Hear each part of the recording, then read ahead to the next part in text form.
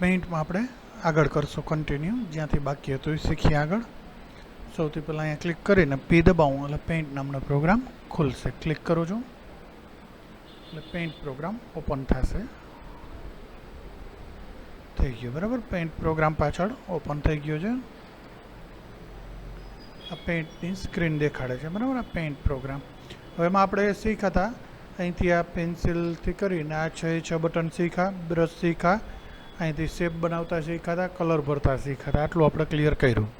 હવે આગળ વધ્યા જ આપણે એમાં. તો અહીંયા આ શેપ બન્યો છે, આ શેપ અહીં બનાવ્યો છે, આ શેપ અહીં બનાવ્યો છે.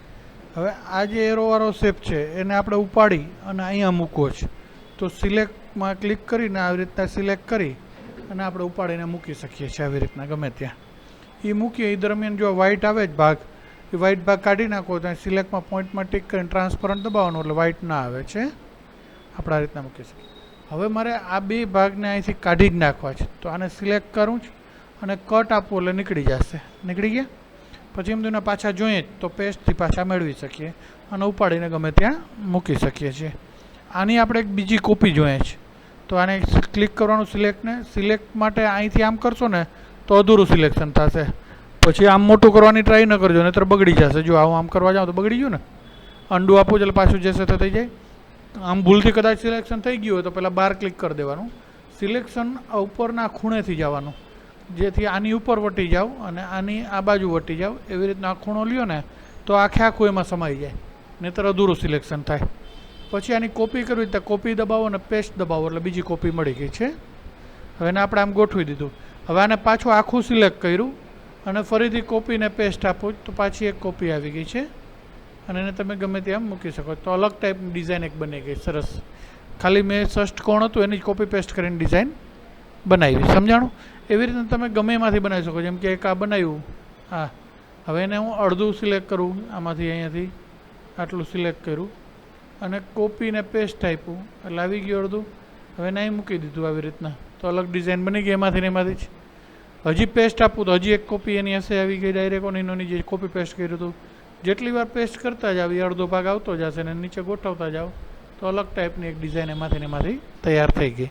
તો આવી રીતે તમે કોઈ પણ શેપમાંથી અડધો ભાગ, થોડોક ઓછો ભાગ લઈ કટ કરીને કોપી પેસ્ટથી તમે ડિઝાઇન બનાવી શકો છો. હવે અહીંયાથી હું આને સિલેક્ટ કરું છું. ફરીથી આ ભાગ સિલેક્ટ કર્યો. સિલેક્ટ કરીને ક્રોપ આપું છું. કટ આપું તો શું થશે, એટલો ભાગ નીકળી જશે. ફરીથી કટ આપું છું, અંડું આપું છું. આવી ગયો કટ, સમજાઈ ગયું. હવે આને સિલેક્ટ કરું છું અને ક્રોપ આપું. તો ક્રોપ આપું તો એના સિવાયનો બધો ભાગ નીકળી ગયો. એટલું જ રહ્યું, એના સિવાયનું બાકીનું બધું નીકળી ગયું. નીકળી તો ગયું પણ સ્ક્રીને ટૂંકી થઈ ગઈ. હું પેન્સિલ લઈને અહીં દોરી નહીં શકું કંઈ.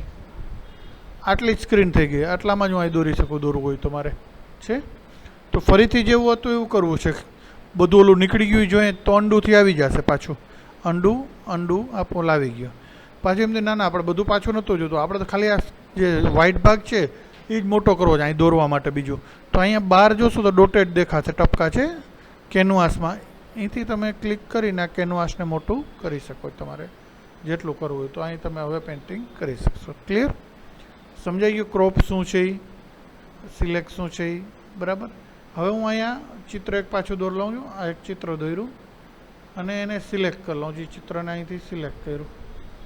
હવે એમાં રીસાઇઝ આપવું છે. રીસાઇઝમાં જાઉં તો અહીં 100 લખ્યા જ, અહીંયા 50 કરું, 50, 100 લખ્યા, અહીંયા 50 ટાઈપ કરું કીબોર્ડમાંથી. ઓકે કરું તો એ નાનું થઈ ગયું, 50% છે. પાછું એમાં રીસાઇઝમાં જાઉં 100 ના 200 કરું છું એટલે મોટું થશે પણ ડોટેડ થઈ જશે. પિક્ચર જોશો તો ડોટેડવાળું થઈ ગયું. ડોટ ડોટ ડોટ ડોટ દેખાય છે એમાં. મોટું થાય એટલે પિક્ચર ફાટી જાય. આની અંદર ડોટેડવાળું પિક્ચર બની જાય છે. ફરીથી એક હું અહીં ચિત્ર દોરું છું. એને સિલેક્ટ કરું છું ચિત્રને. એમાં જ જાઉં છું રીસાઇઝમાં જ. અહીંયા નથી ઘટાડતો. હવે આ તો સમજાઈ ગયું કે 50 કરશો એટલે નાનું થશે અને 200 કરશો એટલે મોટું થશે. હવે અહીંયા હોરિઝોન્ટલ લખું, જ્યાં 20 કે 30 લખું છું. ઓકે કરું તો 20% ત્રાસો એરો થયો છે જ. બરાબર. પાછું એમાં જ જાઉં છું. અહીંયા નીચેનામાં 20 લખું તો બીજી દિશામાં ત્રાસો એરો થશે છે, ઉલટી દિશામાં. તો એ રીતે ક્રોસ કરી શકે. પાછું જેવું હતું એવું કરું તો અંડું આપો એટલે જશે તો થઈ ગયું. હવે આ એરોને સિલેક્ટ કરું છું. થોડુંક ઉપર લઉં. ઉપરનો ભાગ આ ઇરેઝરથી થોડુંક કાઢી નાખું છું. વચ્ચે આવે છે એટલે સિલેક્શનમાં આપણે નડશે પાછું.